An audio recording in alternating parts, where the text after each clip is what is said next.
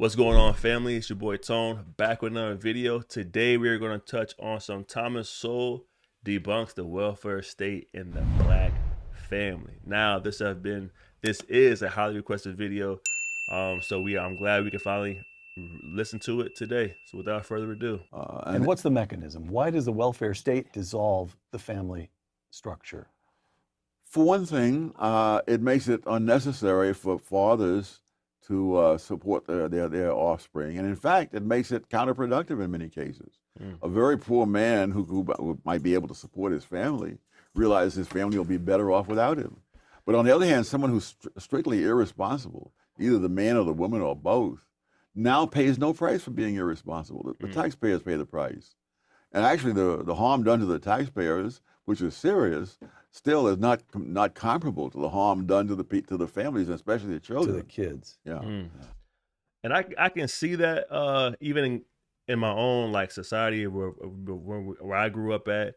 You'll see like in a lot of families, right? They'll join the welfare system and either take advantage of it or they don't appreciate the importance of having both the mother and the father in the household. It kind of makes it seem like you don't need one or the other, you know what I mean? So yes, there are people that absolutely need it, you know what I mean, because they're due to circumstances or whatever. But it just seems like people are just taking advantage of it, and it's destroying more families than it is helping. Let's get back into it. Moynihan was excoriated for pointing this out. 1965, The the Moynihan Moynihan Report. That's right, Yes. the Moynihan Report. What is people that took this as a way of putting down blacks. What they don't understand was that one, Moynihan was a scholar who knew that his own group, the Irish Americans, had that very same problem at the beginning of the 20th century. And more importantly, Moynihan's own father deserted the family when he was 10 years old. Oh, I didn't know that. He and his brother were out shining shoes in Times Square and Central Park to try to bring in a few. No, I'm not gonna hold y'all. Moynihan, I haven't heard of him, so I'm not gonna be like, oh, yeah, I know exactly who that is. I don't know who that is. I'm gonna have to read up on him myself, but just an opportunity of transparency. Let's get into it. To help keep the house going. And so where they'd been living in this wonderful suburban area, suddenly they were in a very rough neighborhood, and they were shining shoes in Times Square to try to make ends meet.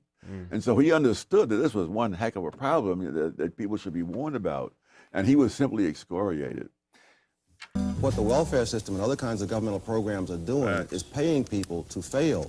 Insofar as they fail, they receive the money. Insofar as they succeed, even to a moderate extent, the money is taken away. This is even extended into the school systems, where they will give money to schools with low scores.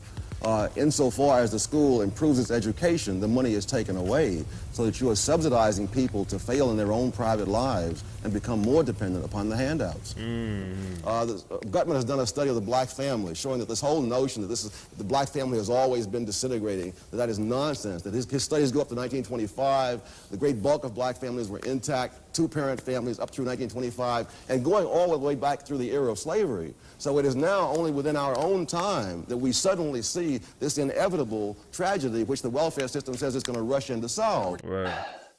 He's all right right there Discrimination and too, man. disparities. Much of the social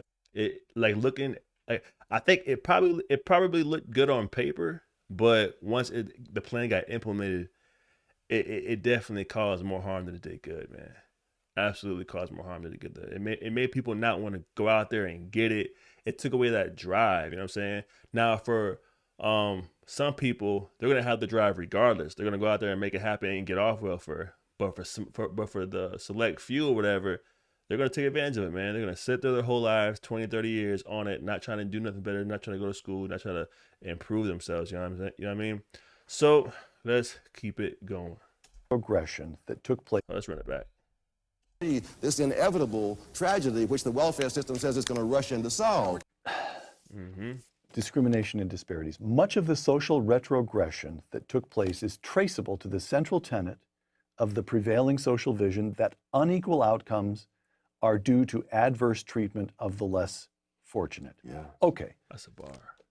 so grant that argument that They're not paying attention. They're not squaring up, attempting to square up intentions with what emerges. Yeah. But here's the bit that's still baffling to me. You mentioned the Moynihan report, where his central finding was, again, the breaking down of the black family, and the out-of-wedlock birth rate then was 25%. Now it's over 70%. By the way, it's over 30% among whites now. Yes. That was more than 50 years ago. A half century of failing to try to align intentions with results. What is this willful? Why is it that we still have this prevailing social vision that seems not only not to ask what are the results, are our fine intentions actually achieving the ends we wish for? He's right, too. But almost refuses to look Right. at the massive evidence to the contrary. It's almost as if throughout that whole time period, they didn't modify it or add any adjustments to it to make it more effective, to make it more efficient. Like you could have had it where when you first start on welfare, you get like you get paid 70% of the maximum. Then as you progress, you go up 80, 90, 100. Once you get 100 for a certain amount of months, then you're on your own. You are where you need to be in life. You are at a better step and a better place in your financial life. You know what I mean? So he's right. Even the host was right there. That's all facts. Let's keep it going. But almost refuses to look at the massive evidence to the contrary. It was counterproductive. So what's going on? Partly what's going on among professional politicians is that it can be the end of a whole career to admit that you were wrong. Imagine you're president and you send men into battle in a war and they get wiped out and you say, you know, we really didn't have to fight that war. That is not something you're going to say. And that adds into something completely different, you guys. And that's why you always catch these politicians lying over and over again, because they know if they come out and tell the truth, they're not going to be in their position too long. All right.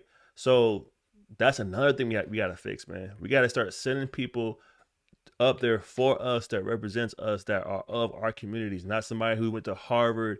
We don't know who he is. They way out there. They're gone. Just because they can talk smooth or they can talk real fluently. I think we need to start electing people we know have high character, high ethical standards, and go from there, man. Let's get back into it. That is not something you're going to say. It's Right. something you're not likely to say to yourself.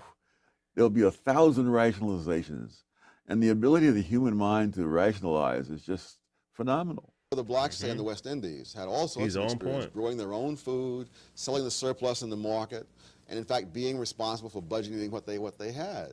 Blacks in the United States were deliberately kept from having that. Dependence was seen as the key to holding the slaves down. It's ironic that that same principle comes up in the welfare state 100 years later. I haven't been able to find a single country in the world where the policies that are being advocated for blacks in the United States have lifted any people out of poverty.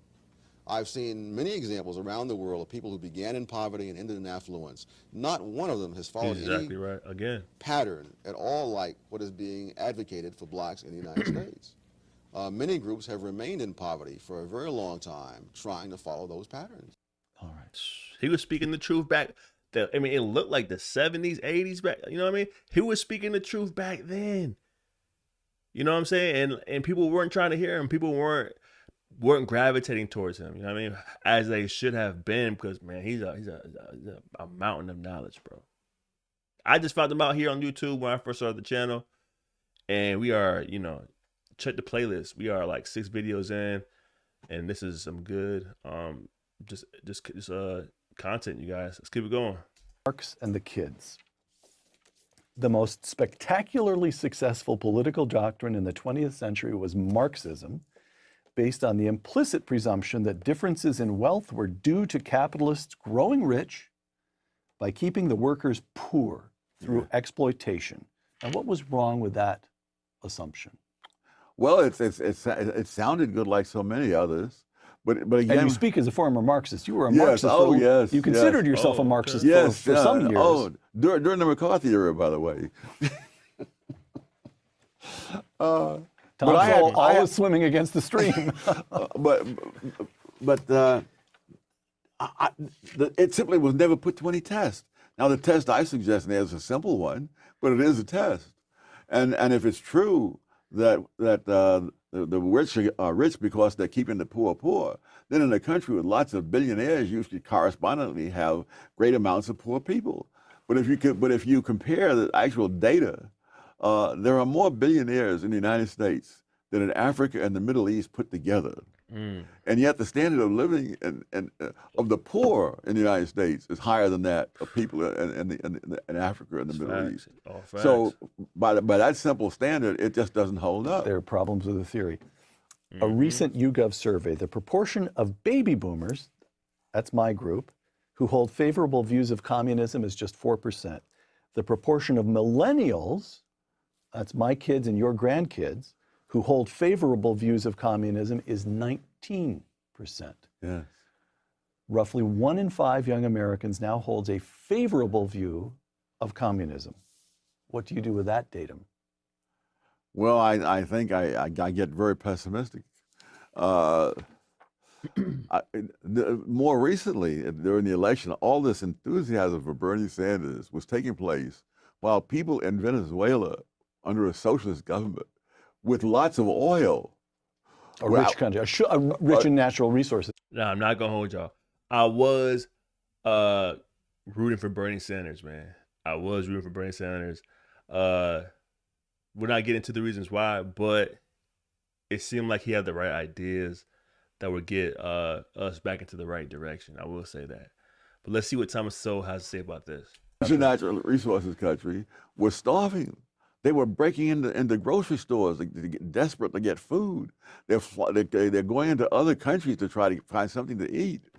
And the two things never came together. I mean, they saw socialism as an idea. Socialism has always been a wonderful sounding idea. It's only when you put it into practice that you discover that there are real problems. So that's the Thomas Sowell debunks welfare state and destruction of a black family. Listen, again, Thomas Sowell brings it home, giving us all facts. He's done his research, you guys, and my personal opinion on the matter, he's absolutely right, man. I've seen more destruction of the family through the welfare system than I have seen it actually help. It seemed like they didn't make any modifications to it. They didn't. Once they had it in play, they just let it ride out until today, and there's no modifications for it. There's no set bars you have to reach in order to get it. You know what I mean? Once you're at a certain state, you get all of it, and that's just it. And then once you are doing better, they remove it from you, and that kind of kills your natural urge to survive. You know what I mean? So great content.